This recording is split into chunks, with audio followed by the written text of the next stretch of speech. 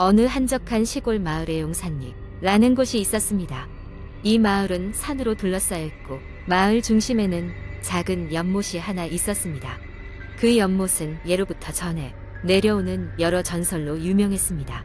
그중 가장 유명한 것은 연못에 울리는 여인의 노래였습니다. 몇 년 전 도시에 살던 한 대학생이 조용한 곳에서 논문을 쓰기 위해 용산리로 들어왔습니다.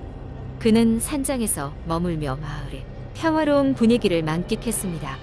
그러던 어느 날 밤 창밖에서 희미하게 노래 소리가 들려왔습니다. 처음에는 바람 소리라 생각했지만 점점 그 노래가 또렷해지고 있음을 깨달았습니다. 호기심 가득한 그는 노래의 출처를 찾기로 했습니다. 노래는 연못 쪽에서 들려왔습니다. 그는 플래시라이트를 챙기고 연못으로 향했습니다. 밤하늘엔 달이 환하게 떠 있었고 산들바람이 불어오며 나뭇잎이 사락거리는 소리뿐이었습니다. 연못에 도착했을 때 그는 잔잔한 물결 위로 흩어지는 달빛 사이에서 희미한 형체를 보았습니다. 그것은 허리까지 물에 잠긴 한 여인이었습니다. 그 여자는 등을 돌린 채 아름다운 목소리로 노래를 부르고 있었습니다. 그녀의 긴 머리카락은 까마득하게 물에 젖어 있었고 마치 물속에서 피어오르는 구름처럼 부드럽게 흩어지고 있었습니다. 대학생은 그의 심장이 쿵쾅거리기 시작했지만 공포보다는 호기심이 앞섰습니다. 그는 용기를 내어 그녀에게 다가가 말을 걸었습니다. 하지만 그 순간 그녀의 노래가 멈추고 죽음처럼 고요한 침묵이 흘렀습니다. 여자는 그것을 신호로라도 삼은 듯 천천히 고개를 돌렸습니다. 그리고 대면한 순간 대학생은 얼어붙었습니다. 그녀의 눈은 텅 빈 흰자 위로 가득 차 있었고 얼굴은 물에 불어 일그러져 있었습니다. 그 여자는 입가에 섬뜩한 미소를 띠고 있었고 그녀의 손이 천천히 물 밖으로 나와 대학생을 향해 다가왔습니다. 충격에 얼어버린 대학생은 간신히 몸을 돌려 달리기 시작했습니다. 그의 귀에서는 그녀의 웃음소리가 메아리쳤고 발걸음이 갈수록 그 소리는 점점 가까워지는 것만 같았습니다. 마침내 산장에 도착했을 때 그는 문을 잠그고 방 한구석에 주저앉아 떨리는 몸을 가누며 밤을 지샜습니다. 다음 날 아침 그는 밤의 일이 꿈이었길 바랐지만 방 안에 남아있는 물웅덩이는 그것이 현실이었음을 상기시켰습니다. 그 후로 그는 많은 사람들에게 이 이야기를 전했지만 아무도 그를 믿지 않았습니다. 용산리의 전설을 알게 된 그는 그 연못에 얽힌 비극적인 사연을 듣게 되었습니다. 옛날 그 연못에 결혼을 앞둔 한 여인이 몸을 던졌다고 합니다. 그녀는 사랑하던 이가 전쟁에서 돌아오지 않자 슬픔에 못 이겨 스스로 목숨을 끊었다고 전해집니다. 그 이후 연못에서는 밤이면 여인의 노래가 들린다는 소문이 돌기 시작했습니다. 그 대학생은 마을을 떠나기로 결심했지만 그의 마음속에는 언제나 그날 밤 소름 끼치는 미소가 남아 있었습니다. 시간이 흐르고 마을 사람들은 다시 한번 그 연못 주위에서 여인의 노래가 들려온다는 소문을 듣게 되었습니다. 용산리의 전설은 그렇게 계속해서 사람들을 불러들이고 있었습니다. 누군가가 또다시 그 노래를 듣게 된다면 그들은 그 대학생이 느꼈던 것과 같은 두려움을 맛보게 될 것입니다. 이 이야기는 용산리에서 전해 내려오는 이야기 중 하나일 뿐이며 오늘날에도 여전히 그 연못과 관련된 괴담들은 끊이지 않고 있습니다. 마을 사람들은 말합니다.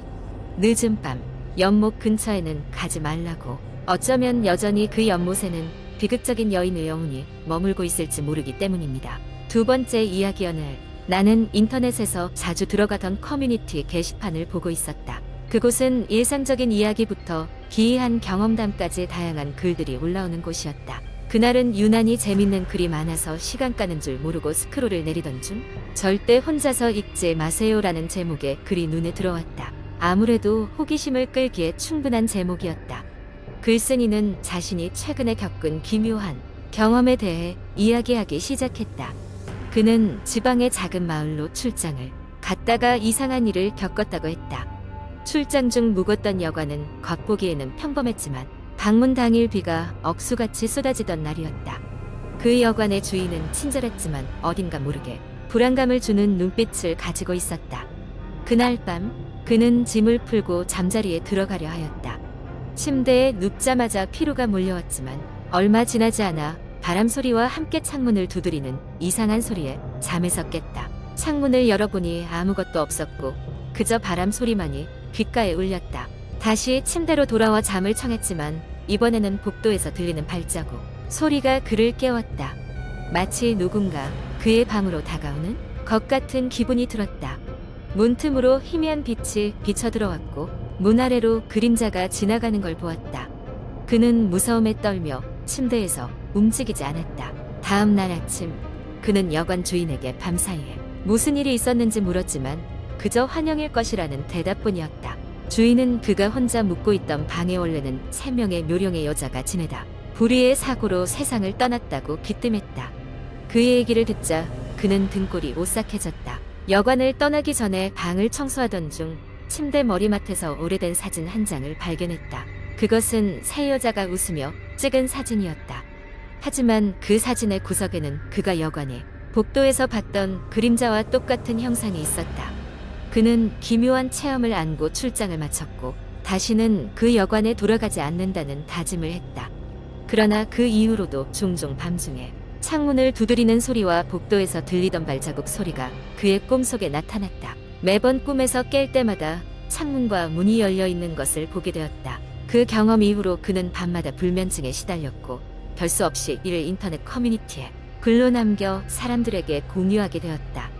그의 이야기는 커뮤니티에서 큰 화제가 되었고 많은 사람들이 자신의 비슷한 경험을 이야기하기 시작했다. 한 네티즌은 자신이 한때 여관 근처에서 살았었다며 그곳이 오래된 묘지 위에 세워진 사실을 알려주었다. 그리고 그 묘지는 여러 차례 자연재해로 인해 파손되어 산자와 죽은 자의 경계가 흐릿해졌다는 소문이 돌았다.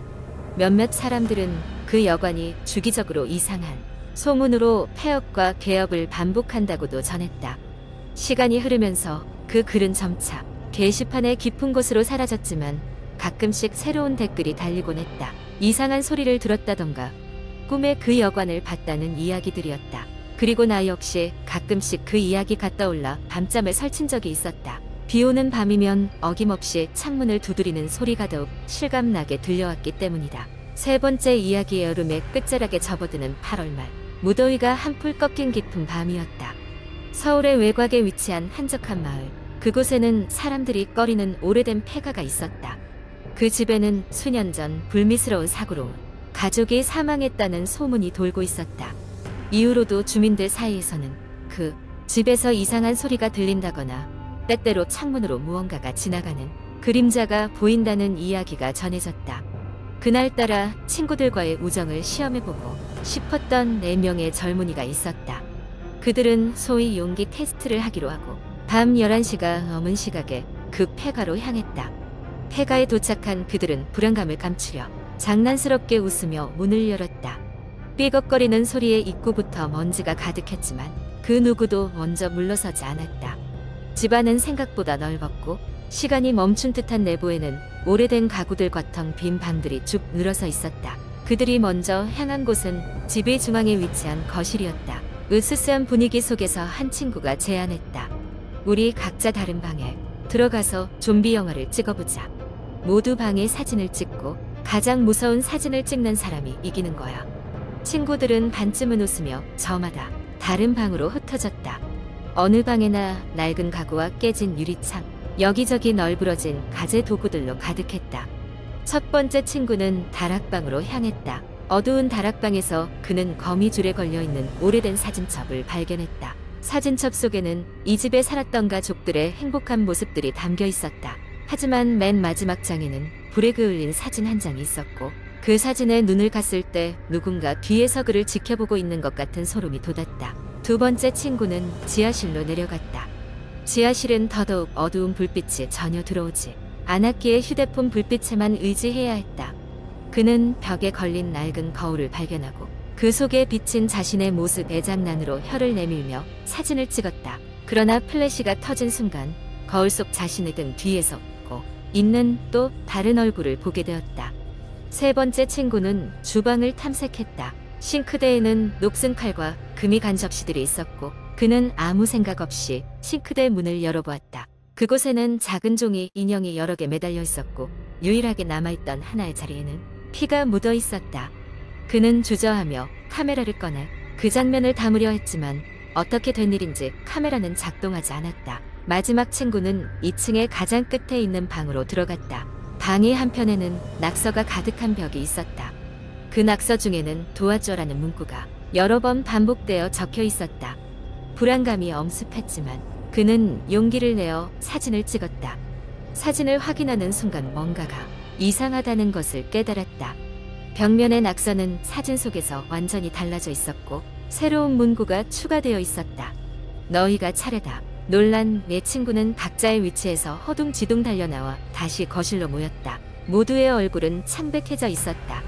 서로의 체험을 공유하면서 그들은 이곳에 들어온 것이 큰 실수였음을 직감했다. 서둘러 집을 나서려는 순간 집 전체에 갑작스러운 냉기가 돌며 뒤로 문들이 모두 쾅쾅 닫혔다. 패닉 상태에 빠진 그들은 출구를 찾으려 온 집안을 돌아다녔다. 하지만 이상하게도 방금 전까지만 해도 열려있던 출구는 사라진 듯 보이지 않았다. 창문을 통해 탈출해보려 했으나 바깥 풍경 또한 안개로 가득 차 가늠할 수 없었다. 서늘한 바람과 기이한 속삭임이 들려오는 와중에 그들은 점점 서로에게서 멀어지기 시작했고 목소리는 점점 작아져 갔다. 그로부터 다시는 그들이 어디로 사라졌는지 아는 사람이 없었다. 그 집은 여전히 같은 곳에 있으며 용감하다고 자부하는 사람들이 찾아오지만 그 이후로는 아무도 그곳에 들어가려 하지 않았다. 남은 것은 폐가 안에 맴도는 그날의 차가운 속삭임 뿐이었다.